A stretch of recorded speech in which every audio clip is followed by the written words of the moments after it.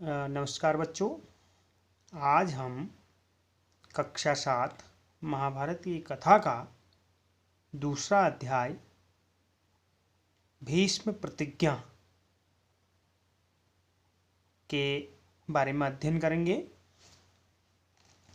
पिछले अध्याय में हमने पढ़ा था कि कैसे गंगा ने अपने 7 पुत्रों को जन्म देने के तुरंत बाद नदी में बहा दिया और 8वें पुत्र के रूप में देवव्रत का जन्म हुआ। वह कहानी आपने पढ़ी और समझी।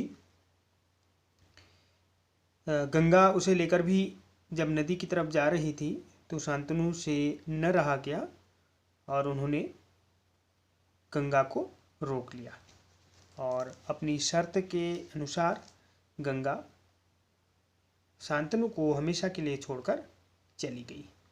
तो आज हम भीष्म प्रतिज्ञा इस कथा का पाठ करेंगे। भीष्म वही देवव्रत जो थे वही आगे चलकर भीष्म के नाम से प्रसिद्ध होते हैं। तो आइए शुरू करते हैं आज की कहानी। तेजस्वी पुत्र को पाकर राजा प्रफुल्लित मन से नगर को लौटे और देवव्रत राजकुमार के पद को सुशोभित करने लगे। तो गंगा देवव्रत को पिता शांतनु के पास सौंपकर वहां से चली गई और देवव्रत को राजकुमार का पद दिया गया। 4 वर्ष और बीत गए। एक दिन राजा शांतनु यमुना तट की ओर घूमने गए तो वहाँ एक बहुत ही सुंदर एक तरुणी दिखाई दी उन्हें, जिसका नाम सत्यवती था। गंगा के वियोग के कारण राजा के मन में जो उदासी छाई हुई थी वह इस स्त्री को देखते ही विलीन हो गए और उनके मन ही मन में उस सुंदरी को अपनी पत्नी बनाने की इच्छा जाग उठी। उन्होंने सत्यवती से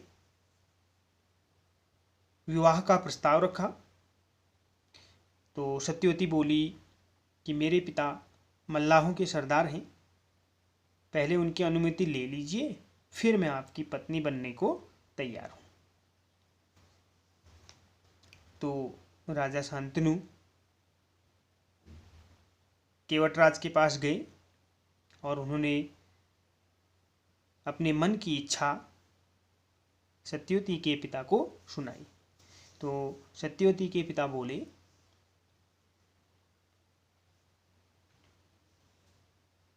कि मैं विवाह के लिए तैयार हूं, लेकिन आपको भी एक शर्त माननी पड़ेगी। तो शांतनु ने कहा कि वह शर्त क्या है। तो केवटराज ने कहा कि आपके बाद जो हस्तिनापुर के राज सिंहासन पर मेरी लड़की का पुत्र बैठेगा, अर्थात सत्यवती का पुत्र बैठेगा, इस बात का आप मुझे वचन दे सकते हैं। केवटराज की शर्त राजा शांतनु को अच्छी नहीं लगी। गंगासूत को छोड़कर अन्य किसी को राजगद्दी पर बैठाने की कल्पना तक उनसे न हो सकी। गंगापुत्र अर्थात भीष्म पितामह देवव्रत, जिसको हम कहते हैं देवव्रत, अभी उनका नाम देवव्रत है, निराश मन से वह नगर की ओर लौट गए।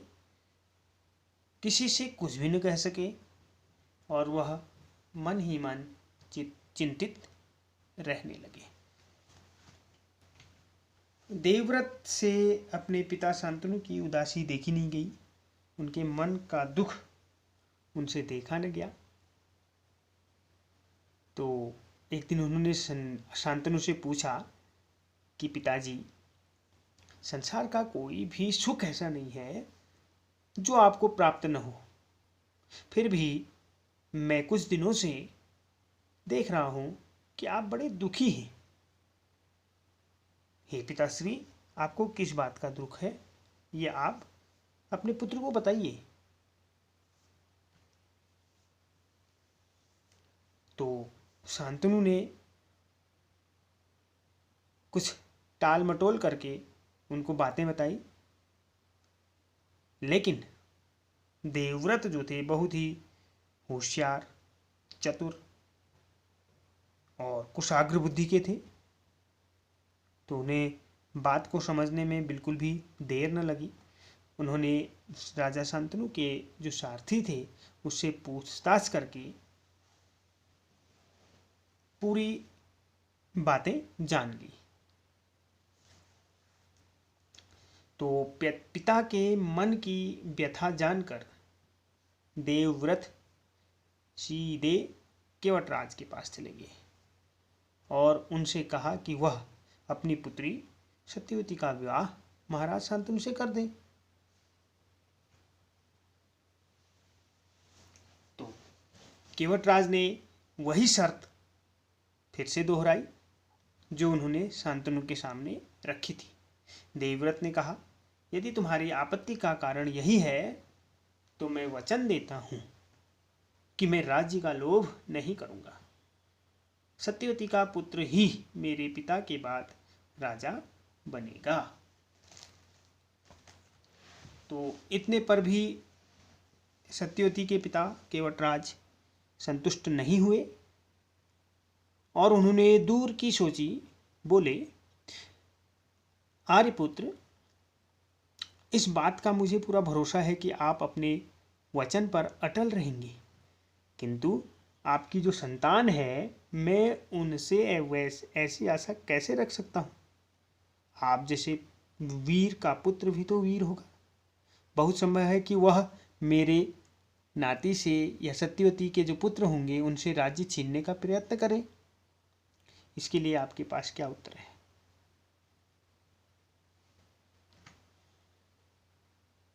तो केवटराज का जो प्रश्न था अप्रत्याशित था। अप्रत्याशित मतलब जिसके बारे में कोई सोच भी नहीं सकता था। अचानक से उसे संतुष्ट करने का यही अर्थ हो सकता था कि देवव्रत अपने भविष्य का भी बलिदान कर दें, किंतु पितृभक्त देवव्रत इससे जरा भी विचलित नहीं हुए।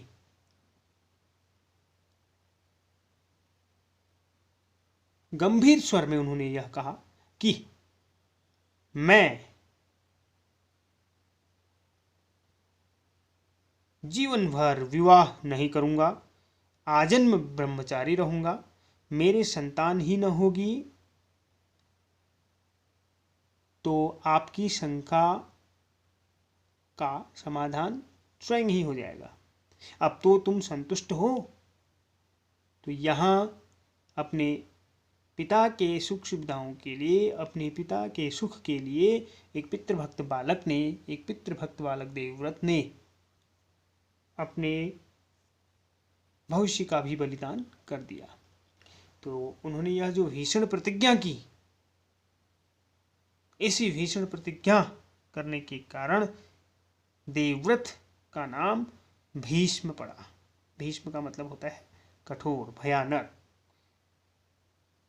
किसी को आशा न थी कि राजकुमार जो देवव्रत ऐसी कठोर प्रतिज्ञा करेंगे। देवव्रत ने भयंकर प्रतिज्ञा की थी, इसलिए उस दिन से उनका नाम ही भीष्म पड़ गया। केवटराज ने आनंदपूर्वक अपनी पुत्री को देवव्रत के साथ विदा किया।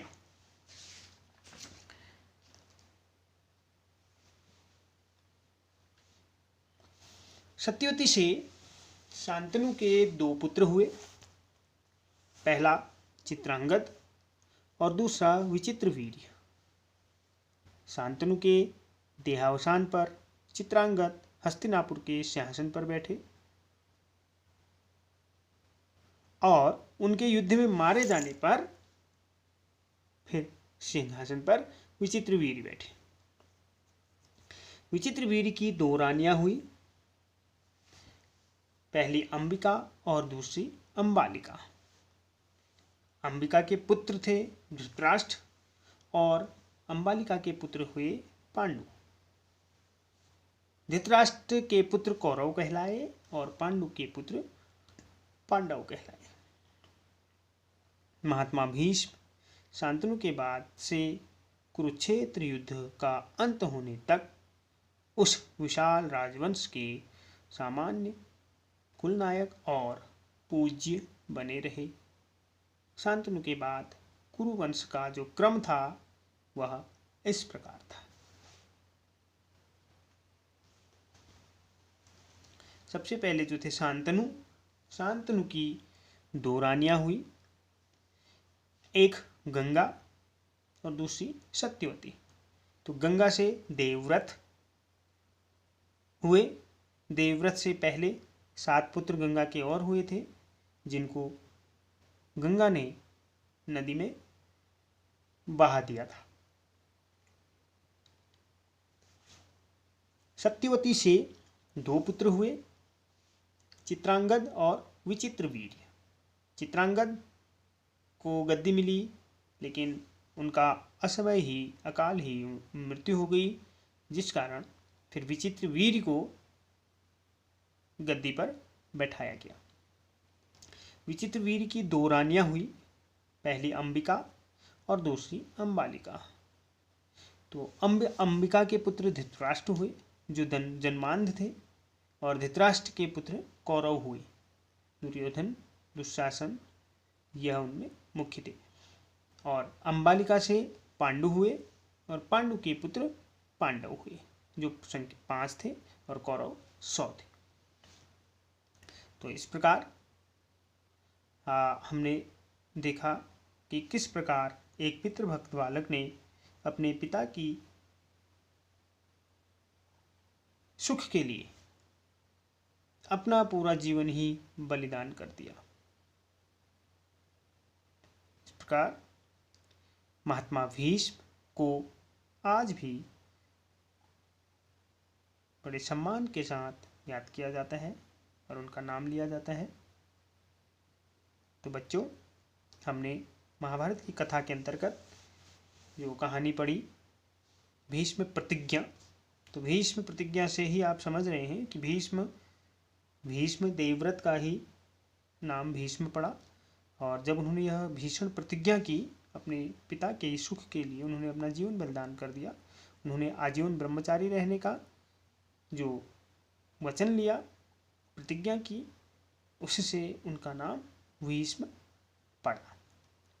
तो महाभारत की अगली कथा के साथ जल्दी ही उपस्थित होंगे। धन्यवाद।